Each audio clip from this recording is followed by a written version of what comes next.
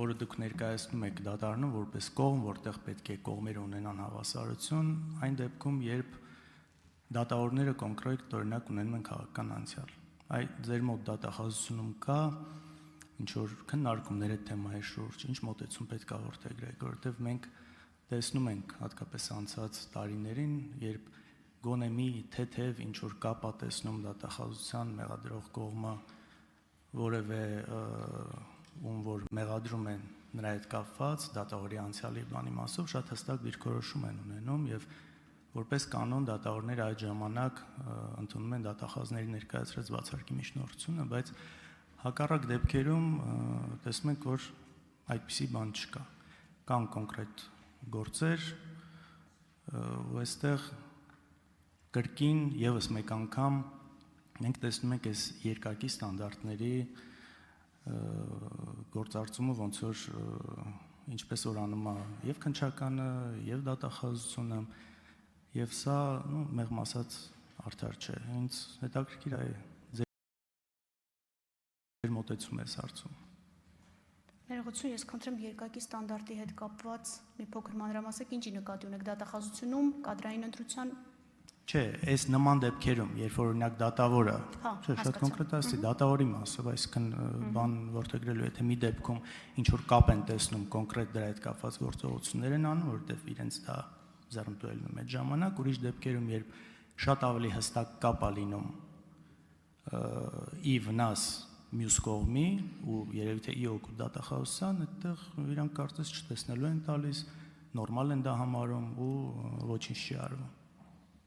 Խոսքը այս երկակի ստանդարտի մասն է։ Շնորհակալություն հարցի համար։ Ես ենթադրում եմ կարող ենք ավելի կոնկրետ ասել, որ դատավարության հետ կապված է ձեր հարցադրումը, որովհետև եթե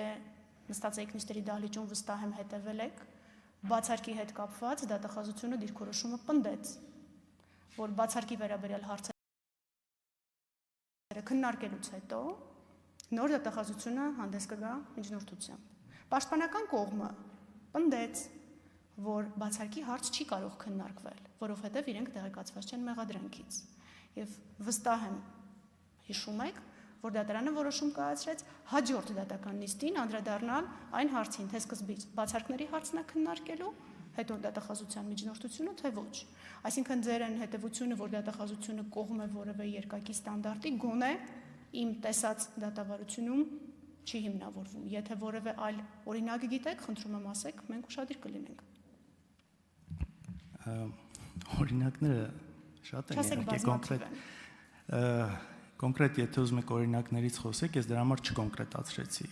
Իհարկե ավելի թարմը այն է, ինչ դուք ասում եք։ Այդտեղ իհարկե շատ ավելի լուրջ ուրիշ խնդիրներ կա այդ դատավարության առումով ու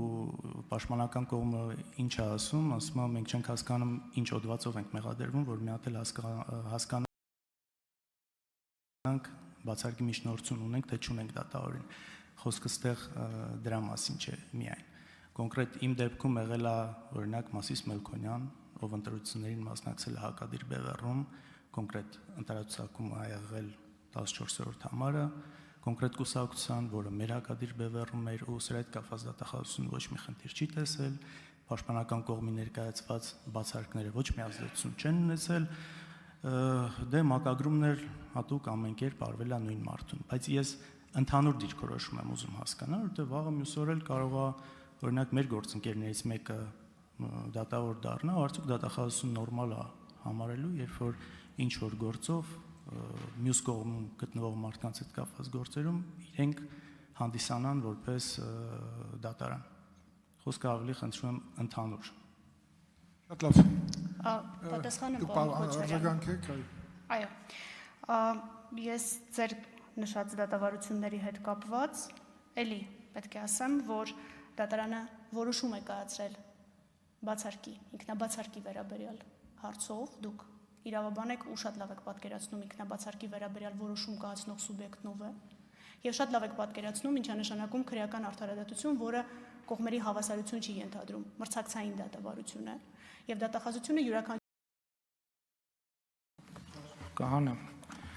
Տեսեք, ինչ թափանցիկ եք աշխատում, որ գիտեք իմ թղթապանակի մեջ ինչ կա եւ ինչ չկա։ Ուրեմն մենք որդեգրել ենք որոշակի ռազմավարություն։ Եվ այդ ռազմավարությունը հետևյալն է,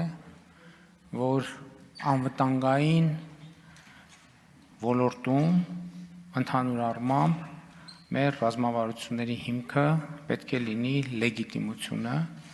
եւ մենք հետևում ենք այն ռազմավարությանը։ Եվ այն, ինչ այսօր ազգային ժողովը վավերացրել է,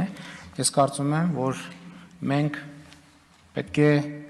ըստ արժանվույն գնահատենք այդ իրադարձությունը, որովհետեւ դա չափազանց կարևոր իրադարձություն է, որովհետեւ մենք դրանով արձանագրել ենք Հայաստանի Հանրապետության տարածքների, լեգիտիմ տարածքների, սահմանների, սահմանազատման սկզբունքները եւ այդ սկզբունքները պետք է կյանքի կոչվեն։ Եվ գիտեք, ինչու ես սկսեցի ռազմավարության։ Ընդգծելու համար հետեւյալը, որ պարզ է, որ եւ Հայաստանի ներսում, եւ Հայաստանից դուրս կլինեն տեսակետներ, կարծիքներ, կլինեն որոշակի մտածված գործողություններ մեր ռազմավարությունից շեղելու համար։ Մենք այդ ռազմավարությունից չենք շեղվելու, բայց միևնույն ժամանակ նաև հաշվի ենք առնելու, լսելու ենք բոլոր հնարավոր արգումենտները, բոլոր հնարավոր մտահոգությունները,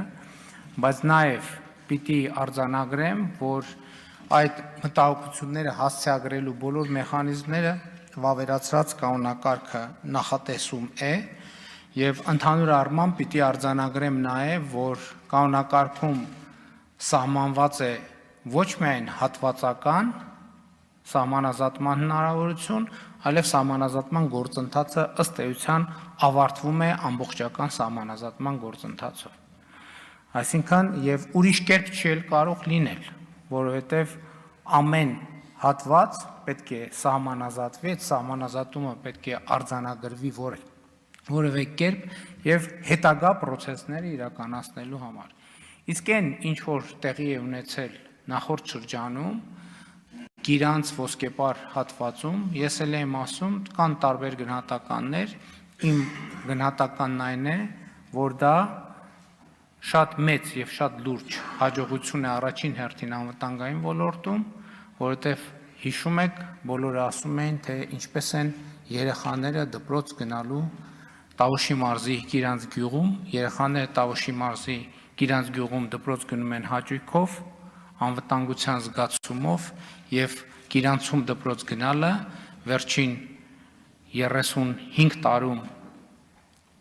ավելի անվտանգ չի եղել, քան այսօր է։ Եվ մենք այս խնդրի լուծումը ուզում ենք շարունակել